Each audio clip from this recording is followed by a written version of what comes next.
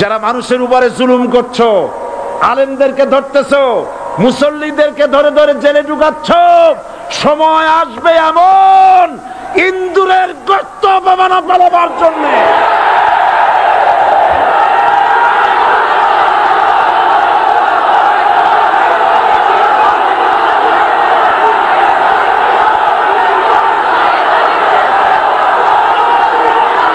এই দলটির নাম ছিল আওয়ামী মুসলিম লীগ। এই দলটির নাম ছিল কি? আওয়ামী মুসলিম লীগ। তখন তারা নারায়ে তাকবীর, আল্লাহু আকবার ধ্বনি দিত, স্লোগান দিত, কিন্তু ধর্মনিরপেক্ষ মতবাদ দলীয় আদর্শ হিসাবে গ্রহণ করার কারণে নারায়ে তাকবীর, আল্লাহু আকবার এই স্লোগান তারা বর্জন করেছে। 1972 সনে যখন তারা ক্ষমতায় এলেন, তখন সংবিধানের শিরোনামে মুসলিম প্রথা সিদ্ধ বিসমিল্লাহির রহমানির রহিম তারা পরিত্যাগ করেছিল। সমস্ত বিশ্ববিদ্যালয়ের মনোগ্রাম থেকে ইকরা বিসমি রব্বিকাল্লাযী খালাক রব্বি জিদনি ইলমা এটাকে তারা বাদ দিয়েছিল। সলিমুল্লাহ মুসলিম হল এই নাম থেকে মুসলিম শব্দ বাদ দিয়েছিল। নজরুল ইসলাম কলেজের নাম থেকে ইসলাম শব্দ বাদ দিয়ে শুধু নজরুল কলেজ করেছিল। এগুলি অসত্য না সত্য? বর্তমান এই সরকার ধর্মনিরপেক্ষ হওয়ার কারণে ইসলাম এবং মুসলিম বিদ্বেষী, তার অসংখ্য প্রমাণ এই জাতির কাছে রয়েছে। দেশের শ্রেষ্ঠ সন্তান হচ্ছে আলেম ওলামা, পীর বুজুর্গ, বলেন সুবহানাল্লাহ। দেশের শ্রেষ্ঠ সন্তান পীর মাশায়েখ আলেম ওলামাদের বিরুদ্ধে কোন জায়গায় কোন দুর্ঘটনা ঘটলেই তাদেরকেই দায়ী করা হয়। হরকুতুল জিহাদ, লাদেন বাহিনী, তালেবান নাম করে আলেমদেরকে গ্রেফতার করে এই সরকার পুলিশ দিয়ে নির্যাতন করেছে সরকার। দুশমনের শক্তিটা খুব বড়ই দেখা যায়, মনে হয় যেন অনেক বড় কি জানি কি। আল্লাহ পাক বলছেন ইন্না কাইদাশ শায়তানে কানা দাঈফা। শয়তানের চক্রান্ত যতই তুমি মনে করো অনেক ষড়যন্ত্রের জাল বিস্তার হয়ে আছে, আল্লাহ কয় কিছুই না, দাঈফা অত্যন্ত দুর্বল। আগুনের ভিতর থেকে আওয়াজ বেরিয়ে এলো, নমরুদ আমার ভিতরে দাহ্য শক্তি, জ্বালানো শক্তি আছে কি নাই যদি প্রমাণ করতে চাও, টেস্ট করতে চাও, তুই নিজে আয়, তোরে সুদ্ধা তামাম দুনিয়া জ্বালাই দিতে পারি, ইব্রাহিমের এক গাছা পশম জ্বালাইতে পারি না। বিশ্বকবি আল্লামা ইকবাল কি সুন্দর করে বলেছেন, আজ ভি হো জু ইব্রাহিম কা ইমাম পয়দা আগ কর সকতি হ্যায় এক আন্দাজে গুলিস্তা পয়দা। ইব্রাহিমের ঈমান যদি আদিও কোথাও হয় বিদ্যমান, করতে পারেন অগ্নিকুণ্ডে খুবসুরত এক গুলিস্তান। এখনো যদি ইব্রাহিমের সন্তানদেরকে আগুনের মধ্যে ফেলে দেওয়া হয়, আর ইব্রাহিম ঈমান যদি থাকে, আগুনকে ফুলের বাগান বানাবার ক্ষমতা আল্লাহর আছে। রাষ্ট্র শক্তি, তাদের হাতে অস্ত্রপাতি তো খুব শক্তি, আর যারা একবার ক্ষমতায় যায় ওরা মনে করে এই ক্ষমতা থেকে আমাদেরকে কেউ নামাইতে পারবে না। বিংশ শতকের শ্রেষ্ঠ মুজাদ্দিদ আল্লামা সৈয়দ আবুদুল্লাহ মওদুদী রাহমাতুল্লাহ আলাইহি তিনি এক জায়গায় লিখেছেন, স্বৈরাচারীরা তার পতনের সমস্ত ছিদ্র বন্ধ করে, কিন্তু একটা ছিদ্র বন্ধ করতে পারে না, মনের ভুলে সে ছিদ্রটা থেকেই যায়, যেই ছিদ্র দিয়ে আসলে তার পতনটা হবে। ক্ষমতায় গিয়ে মনে করে চিরকাল ক্ষমতায় থাকবো। গাড়ির চাকা সব সময় উপরে থাকে না, গাড়ির চাকা সব সময় উপরে থাকলে গাড়ি তো চলবেই না, গাড়ির চাকা ঘোরে বলেই তো গাড়ি চলে। সুতরাং এই উপরে তোমার চাকা উপরে এখন আছে বলে, তোমার দলের চাকা উপরে আছে বলে যারা মানুষের উপরে জুলুম করছো, আলেমদেরকে ধরতেছো, মুসল্লিদেরকে ধরে ধরে জেলে ঢুকাচ্ছ, সময় আসবে এমন ইন্দুরের গর্ত অপমানা পালাবার জন্য।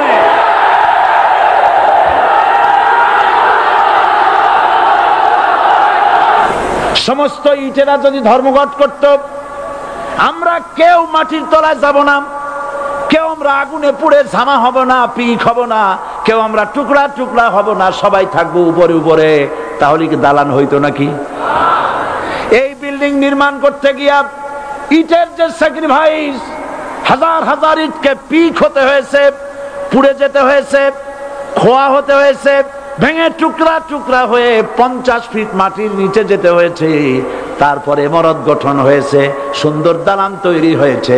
যারা ইসলামী শাসন চান, আল্লাহর দ্বীনকে বিজয়ী দেখতে চান, তাদেরকে অসংখ্য মানুষকে পোড়াইটের মতো জেলখানায় পুড়ে পুড়ে মরতে হবে, অসংখ্য মানুষকে ফাঁসির কাস্টে ঝুলতে হবে, গায়ের রক্ত দিতে হবে, শহীদ হতে হবে, তারপরে ইসলামের ইমারতটা কায়েম হয়ে যাবে।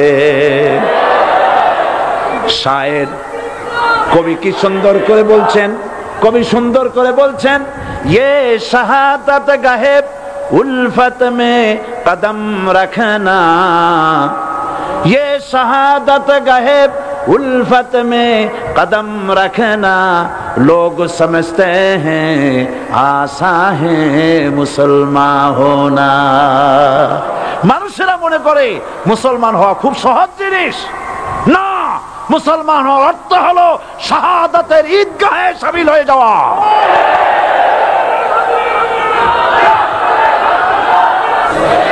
আমরা নাকি ধর্মের নামে রাজনীতি করি। আমি বলি, ধর্মের নামে আমরা রাজনীতি করি না, আমরা ধর্মীয় রাজনীতি করি। কথাটা বুঝে আসছে কিনা? ধর্মের নামে রাজনীতি তো সেই ব্যক্তি করে 1996 সনের নির্বাচনের আগে যিনি মাথায় পট্টি বেঁধেছিলেন, যিনি শপথ গ্রহণের সময় হাতে তসবিহ পরেছিলেন, ধর্মের নামে রাজনীতি তিনি করেছেন। আজ অনেকগুলি ডিগ্রি পেয়েছেন তিনি, অনেকগুলি ডিগ্রি পেয়েছেন। কয়টা? মুখস্থ হয়ে গেছে আপনাদের। শকুনেরা, শকুন যদি গরুর গোশত কিনে খাওয়া লাগতো, 80 টাকা কেজি দরে শকুনে এত গোশত কিনে খাইতে পারতো না। লেখাপড়া করে যদি ডিগ্রি নেওয়া লাগতো, এত ডিগ্রি কপালে জুটতো না। পয়সা দিয়া ম্যানেজ করা ডিগ্রি, কিন্তু 9টা নিলে কি হবে? আসল ডিগ্রিটা এখনো বাকি আছে। আসল ডিগ্রি কোনটা? নির্বাচনের আগে পট্টি বেঁধে তসবিহ নিয়ে গোটা জাতিকে যে সফলভাবে প্রতারণা করতে আপনি পেরেছিলেন মহা প্রতারক হিসেবে, সেই ডিগ্রি আগামী নির্বাচনের মোক্ষম সময় জনগণ আপনার গলায় পরায় দেবে। কোরআন নিয়ে বাঁচতে চাই, এই কোরআন নিয়ে মরতে চাই, এই কোরআন থেকে আমাদেরকে বিচ্ছিন্ন করতে চায় কাফের বেঈমান মুশরিকেরা।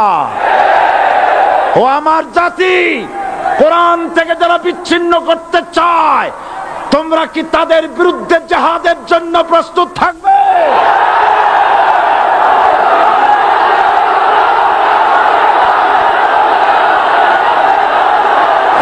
আজ আমাকে কথা বলতেই হবে ইনশাআল্লাহ, কারণ আগামীতে আবার আপনাদের সাথে দেখা হবে কিনা আমি জানি না। কথা বলতেই হবে। বসেন, কেউ দাঁড়িয়ে থাকবেন না। আমি দেখতে পাচ্ছি বাংলাদেশের ভাগ্য আকাশে উত্তর গগনে কালো মেঘ জমা হয়েছে, ঝড়ের পূর্বাভাস লক্ষ্য করছি। যদি মোকাবেলা করতে না পারেন সক্ষম ভাবে, এমন অন্ধকার গাঢ় কালো অমাবস্যার রাত আসতে পারে যার সুবে সাদেক হওয়া অসম্ভব। সুতরাং আপনারা কি কাপুরুষের মতো কাফের মুশরিকদের গোলামি করে মরতে চান? বিড়ালের মতো 500 বছর বেঁচে থাকার কোনো লাভ নাই। সিংহের মতো 1 ঘন্টা বাঁচতে চাই। আমাদেরকে বলা হয় সাম্প্রদায়িক উস্কানিমূলক কথা নাকি আমি বলি। পত্রপত্রিকা দিছে না তারা? সাম্প্রদায়িক উস্কানি কথা। সাম্প্রদায়িক উস্কানিমূলক কথা বলি, সেই জন্যই বোধহয় শত শত মুসলিম আমাদের কাছে এসে মুসলমান হয়। মানুষে আর বোকা বানানো যাবে না। যাবে কি? আর বোকা বানানো যাবে? তারপর বলছে কি, এরপরে বলছে আমাকে বলছে রাজাকার। শুনে রাখো চট্টগ্রামের লক্ষ লক্ষ জনতা, পার্লামেন্টে যখন আমাকে এই কথা বলা হয়েছিল, আমার পার্লামেন্টের কলিগ জাফরুল্লাহ চৌধুরী সাহেব বসে আছেন এখানে, হ্যাঁ জাফরুল ইসলাম চৌধুরী বসে আছেন পাশে, প্রধানমন্ত্রী সুদ্ধা, অন্তত 3 শতাধিক পার্লামেন্টের সম্মানিত সদস্যরা সেদিন বসা। 1997 সনের বাজেট বক্তৃতা যখন আমি করতেছিলাম, ডক্টর কুদরতে খোদা, নাম রাখছে কুদরতে খোদা, আসলে গজবে খোদা। এই লোকটি নাস্তিক, ইসলামের চূড়ান্ত দুশমন। তার প্রণীত শিক্ষা ব্যবস্থার যখন সমালোচনা করছিলাম, ট্রেজারি বেঞ্চ থেকে আমাকে বলা হলো রাজাকার। আমি আমার সমস্ত শক্তি একত্রিত করে বলেছিলাম, শুধুমাত্র হিন্দুস্তানের রাজাকারেরাই আমাকে রাজাকার বলতে পারে।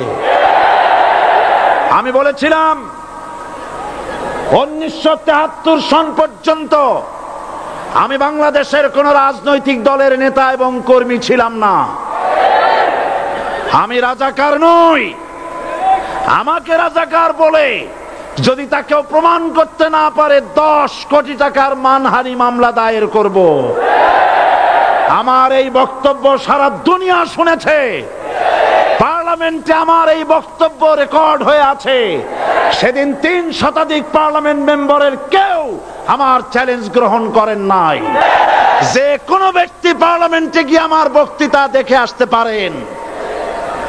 এরপরে 1997 সনের 7 অক্টোবর দৈনিক জনকণ্ঠ পত্রিকা যখন আমার বিরুদ্ধে লিখলো, সেই পত্রিকায় সাইদির ওপেন চ্যালেঞ্জ 8ম পাতা, 1997 7 অক্টোবর, এত বড় 2 কলামে হেডিং। সেখানে আমি বলেছি, বাংলাদেশের সকল সাংবাদিক, গোয়েন্দা বিভাগ, বাংলাদেশের সকল বুদ্ধিজীবীকে আমি আমার পিরোজপুরে আমন্ত্রণ করছি। আমার উপস্থিতিতে যদি কেউ প্রমাণ করতে পারে বাংলাদেশের স্বাধীনতা যুদ্ধের বিরুদ্ধে আমার কোনো ভূমিকা ছিল, সজ্ঞানে স্বেচ্ছায় জাতীয় সংসদের সদস্য পদ থেকে পদত্যাগ করব। 3 বছর পার হয়ে গেছে, আজ পর্যন্ত কেউ এই চ্যালেঞ্জের মোকাবেলা করে নাই। সুতরাং আমাকে যারা রাজাকার বলবে তারা পিতৃ পরিচয়হীন অবৈধ সন্তান। 1971 সনের, শোনো মুসলমানেরা, 1971 সনের কোন কাদা সাইদির গায়ে লাগে নাই। আমাকে রাজাকার বলে জনগণ থেকে বিচ্ছিন্ন করবা, জনগণ থেকে আমারে বিচ্ছিন্ন করা যাবে না। কারণ এই জনগণ আমার জন্য আসে না, এই জনগণ আসে আল্লাহর কোরআনের জন্য। আবু জাহেলের গোষ্ঠী, আবু জাহেলের গোষ্ঠী মনে করেছে সোজা আঙ্গুলে ঘি যখন উঠলো না, আঙ্গুল বাঁকা করতে হবে। শুরু হয়ে গেল অত্যাচার, শুরু হয়েছে না? হযরত সুমাইয়া রাদিয়াল্লাহু তাআলা আনহা কি নির্মম ভাবে, নিষ্ঠুর ভাবে তাকে শহীদ করা হলো। খাব্বাব, হুবাইব, হযরত খাব্বাব রাদিয়াল্লাহু তাআলা আনহুকে দেখে হযরত ওমর একদিন বলছিলেন, খাব্বাব তোমার পিঠে এত গর্ত কেন? এত গর্তওয়ালা পিঠ আর এত চিকুন কোমর আমি তো জীবনেও দেখিনি। হযরত খাব্বাব বলেছেন, ওমর জানো না, ইসলাম কবুল করার অপরাধে, কালেমা পড়ার অপরাধে কাফির বেঈমানেরা আমাকে মারধর করেছে। যখন আমি তাদের মারে কালেমা ছাড়ি নাই, তখন আগুন জ্বালায়া আগুনের আংটার উপরে, আংটা আগুনের উপরে আমাকে চিৎ করে শোয়ায়া, আমি যেন নড়াচড়া করতে না পারি সেজন্য আমার বুকের উপরে পাথর চাপা দিয়া রেখেছে। গোশত পুড়ে পুড়ে আগুন ভিতরে ঢুকেছে, গায়ের রক্ত আর চর্বি গলে গলে পড়ে আগুনগুলো নিভেছে। ওই পিঠে যে গর্ত হয়েছে আজও পর্যন্ত সেই গর্ত মিটে যায় নাই। হযরত খাব্বাব রাদিয়াল্লাহু তাআলা আনহু বলছেন, বুখারী শরীফে হাদিসে ভাবে এসেছে, ওয়ান খাব্বাব বিন আরিত রাদিয়াল্লাহু তাআলা আনহু আন্নাহু قال شكونا إلى رسول الله صلى الله عليه وسلم وهو متوسد بردة له في ظل الكعبة। আমি গেলাম রাসূলুল্লাহর কাছে, যে দেখি হুজুর বাইতুল্লাহ শরীফের ছায়ায় আরাম ফরমাচ্ছেন। আমি কাছে গিয়ে বললাম, আলা তাস্তানসিরু লানা আলা তাদউ লানা ইয়া রাসূলুল্লাহ, হে রাসূল আপনি কি আমাদের জন্য দোয়া করবেন না? আপনি কি আমাদের জন্য আল্লাহর কাছে সাহায্য প্রার্থনা করবেন না? মার খেয়ে খেয়ে তো শেষ হয়ে গেলাম। শুনতেছেন আপনারা? আল্লাহর নবী উঠে বসলেন, বললেন, খাব্বাব শোনো, তোমাদের আগে যারা এই পৃথিবীতে এসেছিলেন দ্বীনের দাওয়াত দেওয়ার জন্য, সমকালীন রাষ্ট্র শক্তি তাদেরকে ধরতো, ফায়ুখাজুর রাজুলু ফায়ুহফারু লাহু ফিল আরদ, তার জন্য তারে ধরে নিয়ে মাটির মধ্যে গর্ত করত, ফায়ুজআলু ফিহা, এরপরে সেই গর্তের ভিতরে তাকে কোমর পর্যন্ত গেড়ে দিত। সুম্মা ইউতা বিল মানশার, এরপরে করাত আনা হতো, ফায়ুদাউ আলা রাসিহি, এরপরে করাতটা মাথার উপরে রাখা হতো, ফায়ুজআলু নিসফাইন, এরপরে করাত দিয়া চিরে চিরে জীবিত মানুষটাকে দ্বিখণ্ডিত করে ফেলে দিত। মা ইয়াসুদ্দুহু যালিকা আন দীনি, এত কষ্ট দেওয়ার পরেও, এত জুলুম করার পরেও দ্বীনের দায়ীদেরকে এক চুল পরিমাণ আল্লাহর রাস্তা থেকে তারা সরাই দিতে পারে নাই। ওয়াল্লাহি, ও খাব্বাব, আমি আমার আল্লাহর নামে কসম করি। ও মুসলমান, কে কসম করতেছে? আল্লাহ রাসূল। আমি আমার আল্লাহর নামে কসম করি, ওয়াল্লাহি লা ইউতাম্মান্নাল্লাহু হাযাল আমর হাত্তা ইয়াসির আর-রাকিবু মিন সানা ইলা হাযরামাউত। সেদিন বেশি দূরে নয়, ইয়েমেনের রাজধানী সানা থেকে শুরু করে সৌদি আরবের হাযরামাউত পর্যন্ত হাজার হাজার মাইল, এই দীর্ঘ পথে যুবতী নারী তার সৌন্দর্যের পশ্চা নিয়া, আর ধনাঢ্য ব্যক্তিরা সওদাগরেরা তাদের টাকা পয়সা নিয়া একাকে নিয়ে অথবা দলবদ্ধ ভাবে মানুষেরা যাতায়াত করবে। লা ইয়াখাফু ইল্লাল্লাহ, মানুষের মনের মধ্যে কোনো ভয় থাকবে না। এমন একটা সময় আসবে, সকলকেই মনে রাখতে হবে, কাফের মুশরিক মুনাফিকদের অধীনে গোলামীর জিন্দেগির চাইতে ঈমান হেফাজত এবং স্বাধীনতা রক্ষার জিহাদে শরীক হয়ে শাহাদাতের মৃত্যু হাজার গুণে শ্রেয়। তারা চায় আমাকে জনগণ থেকে বিচ্ছিন্ন করতে, কিন্তু জনগণ থেকে আমাকে বিচ্ছিন্ন করা যাবে না। কারণ আমার আকর্ষণে মানুষ আসে না, আকর্ষণ হলো আল্লাহর কোরআন। জনগণকে বিচ্ছিন্ন করা যাবে না। এই চট্টগ্রাম থেকেই ইসলামী রাষ্ট্রের ঘোষণা হবে। এদেশের ভাগ হয়ে গেছে দুটো শিবির, বোঝাই যাচ্ছে। একদিকে ভারতের পা চাটা গোলাম নাস্তিক মুরতাদ শ্রেণীর বুদ্ধিজীবী এবং তাদের মদতপুষ্ট সরকার, আর একদিকে ইসলামী শক্তি, ইসলামী দল আর দেশ প্রেমিক জাতীয়তাবাদী শক্তি। একদিকে হিমালয় পাহাড় আর একদিকে সূচ ইঁদুর। আল্লাহ বিজয় দেবে মুসলমানদের। কাদের বিজয় হবে? বাংলাদেশে কোরআনের রাজ কায়েম হোক, তাকে আপনারা চান? কারা কারা চান? দু হাত উঁচু করে দেখান। দাঁড়াবেন না, দাঁড়াবেন না। আমাদের যারা মৌলবাদী বলে ওরা হলো আগাবাদী। মূলে আছে কত কোটি? 12 কোটি। মূলে আছে কত কোটি? আর আমাদের যারা মৌলবাদী বলে ওই থাকো গাছের আগায়, আমরা মূলে। লাফালাফি বেশি করবা না, 12 কোটিতে গাছের গোড়া আসতে নানা দেবে, মামু বাড়ি দিল্লি গিয়ে পড়বা, বাংলার জমিনে জায়গা হবে না। এ কথা বিশ্বাস করো। বাংলাদেশের মুসলমানদের শরীরে এক বিন্দু রক্ত থাকতে শয়তানের তৈরি করা ধর্ম নিরপেক্ষ মতবাদ বাংলার জমিনে কায়েম হতে দেওয়া হবে না, হবে না।